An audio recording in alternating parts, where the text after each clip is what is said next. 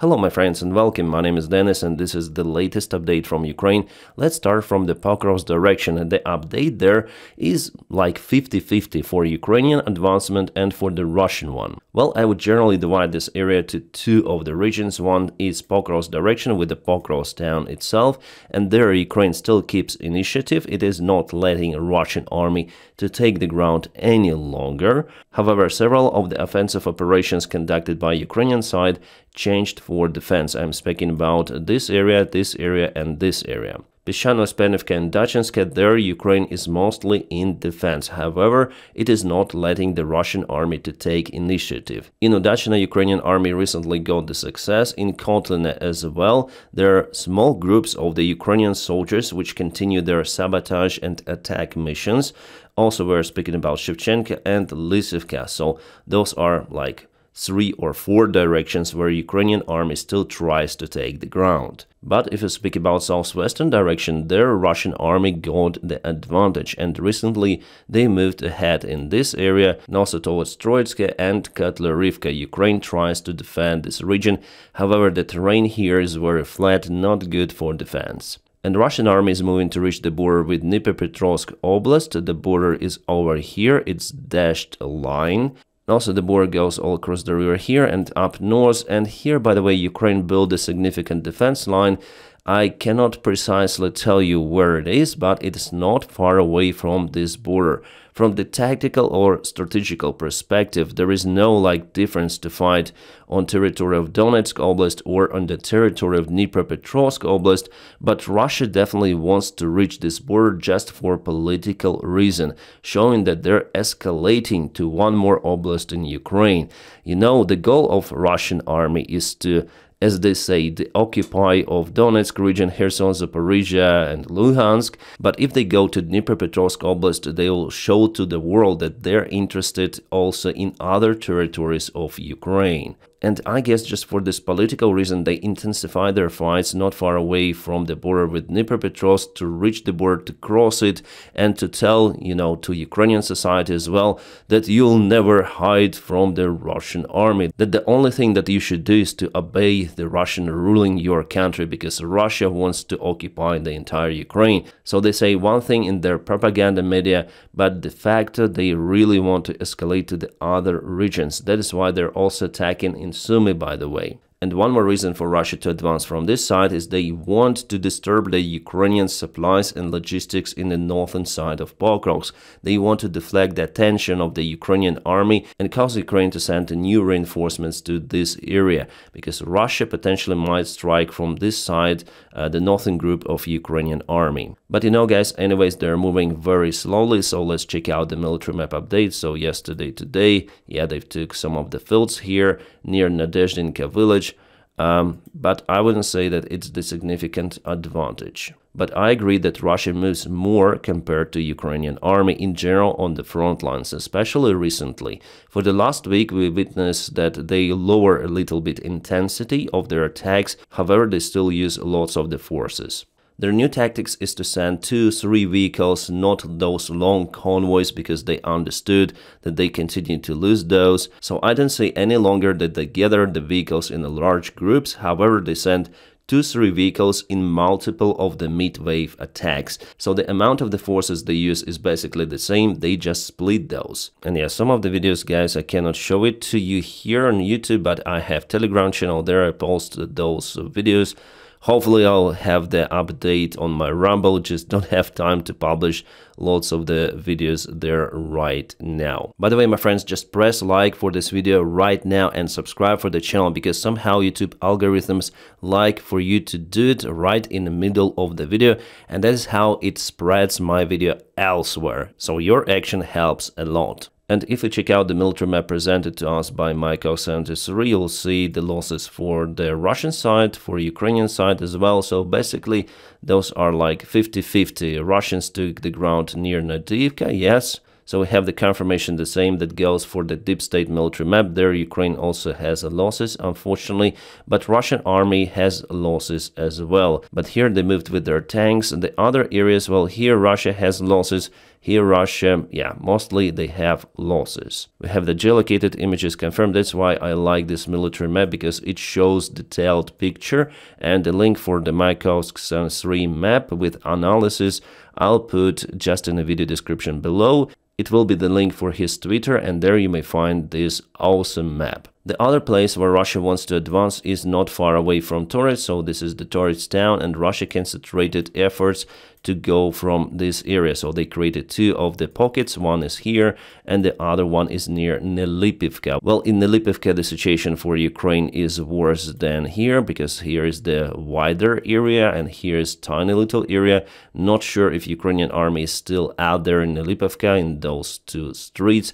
I guess Ukrainian army already left this place. And yeah, potentially Russia might strike Torres from the south, but here Ukraine was successful recently liberating those villages. The 3rd Assault Brigade, I guess, or Azov Battalion. Well, anyways, they did a great job in this area. It was like 1 month ago. Then Ukraine pushed really hard in a couple of days, and the Russian army was absolutely in shock. They were forced to leave their positions not far away from Toretsk, and after that, Ukrainian army started also assault operations in Toretsk itself. But yesterday Russians tried to assault from Toretsk town with this short attack. But judging on the information coming from the place, all of the Russian forces were kaboomed in the area. So yes, the Russian infantry advanced to some of the buildings, and buildings were hit by Ukrainian FPV drones.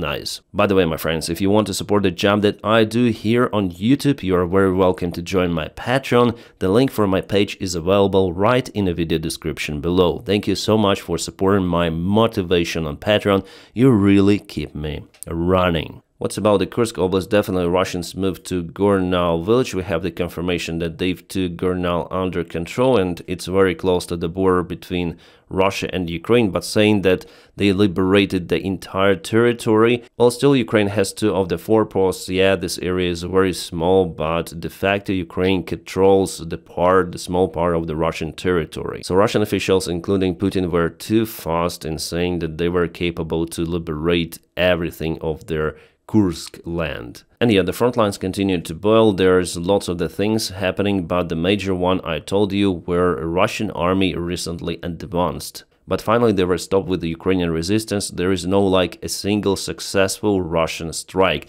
where they would go and take the area without heavy losses. And that brings us to the philosophical question, why Ukraine should give up its territory without the fight to Russia. I mean, Kherson, Zaporizhia, Donetsk and Luhansk Oblast, because there is no existential threat now for Ukraine. Ukraine was capable in general to stop the Russian advancement. Compared to what it was several months ago, now Ukraine is really, really successful. Yeah, Russia takes the ground here and there, but they're scrolling and unable to achieve their military goals. Russia, as we see, is now very, very weak. They're in lack of the vehicles, they're in lack of the military personnel, so Putin is very limited, and he's using Donald Trump, brainwashing him via Vitkov and telling him bullshit that Russia is capable to capture Ukraine at any time, so Ukraine should give up its territories, which is absolute crazy nonsense. And believe me, it will never ever happen like that. Putin is in a deep shit, and he doesn't know what actually to do if Donald Trump abandons him. That's why he panicked before. Then Donald Trump said that he gonna exit those negotiations between Ukraine and Russia, because Putin wants negotiations to continue between Russia and the United States, but at the same time Putin wants the war to continue as well. And yeah, we have the news that for the first time North Korean government officially admits that the soldiers are fighting against Ukraine on the Russian side. North Korea is estimated to have around 12 up to 15,000 soldiers sent to aid Russia in its invasion of Ukraine. Yes, now we have the official confirmation not just from the Russian side but also from North Korea. So if they recognize this move, I expect them to deploy even more reinforcements, and they could use them, for example, in Donetsk or Zaporizhia, because Russia counts the territory also as their own new regions, they say. So from the legislation perspective, from the Russian side, there is absolutely no difference where those soldiers are fighting, in Kursk or in Donetsk. And about the Russian vehicle losses, there was the report from the Ukrainian General Commander Syrsky, who told that Russia lost 1,000 of the tanks only since the beginning of the year. Well, maybe those numbers are a little over-exaggerated, but judging on what I see coming from the front lines, definitely Russia has huge losses. Alright, the last night Ukraine launched some of the drones towards the Brand city of Russia. The target was Kremny L factory, and that factory produces some of the Russian chips. Well, those are not the advanced chips, but nevertheless Russia uses chips for their military,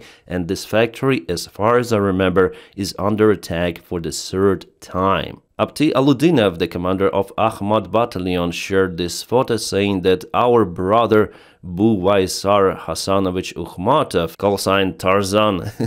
Does he look like Tarzan? Well, the guy is no-go any longer. He was kaputted in Kursk Oblast. As you can see, Russians are praying and crying, and yeah, Akhmat also has losses, even behind the front lines, because Ukraine uses long-range artillery or rocket artillery systems. And Russia continued to use their motorcycles, all-terrain vehicles in small groups, in large groups, alone, as you may see here, but the survival rate is not that great for those Russian soldiers who assault on the motorcycles. And it is not just about motorcycles any longer. You can see scooters. Scooters are out there elsewhere in the Russian army. They move very fast, but there are dozens of the videos of how they kaboom quite hard. Sorry guys, again, I cannot show you them here.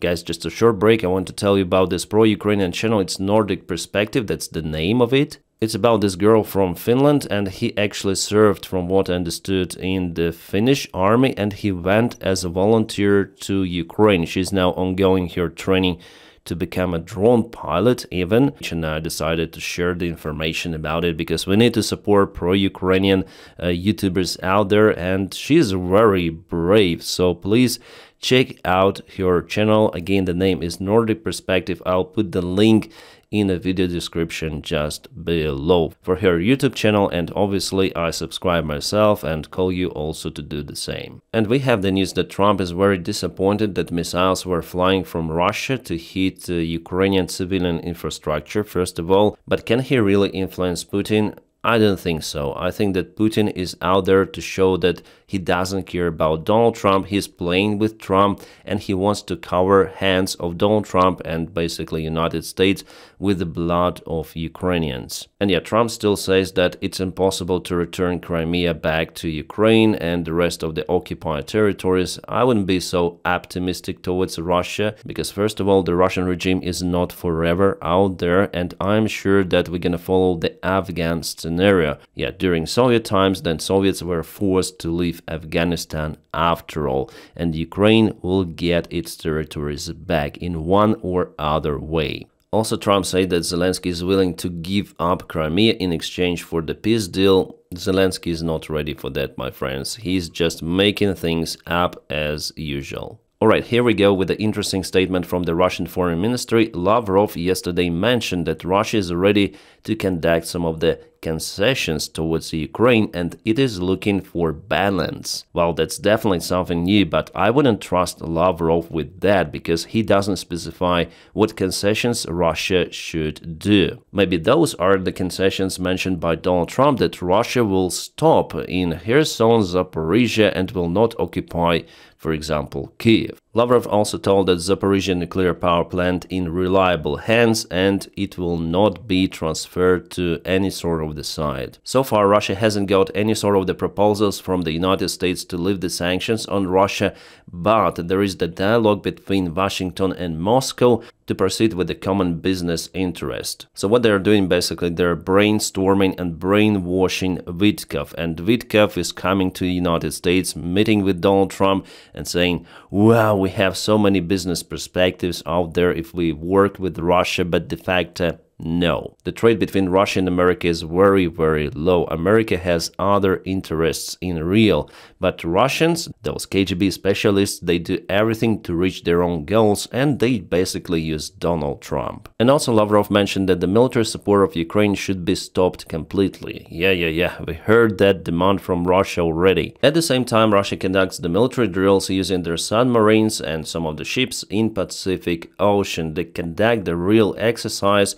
They launched the missiles hitting some of the coast out there. So missile went from the submarine and it hit somewhere, I don't know, some piece of land on some territory. So they show to the United States that they still have some of the nuclear power. Marco Rubio said that the coming weeks will be decisive for negotiation process, and they'll find out whether United States should withdraw from negotiations or not. Well, the key question here is whether United States will continue to support Ukraine, because if they cancel it, they would play on the Russian side. Alright, to the other news, Turkish sailors filmed this kind of the kaboom video from their ship. It shows the United States Air Force operation in Yemen against the Yemeni Houthis. There was the port with the ships, and I hope that those ships belong just to Houthis. So it was the Houthi-controlled Ras Isa oil port in western Yemen.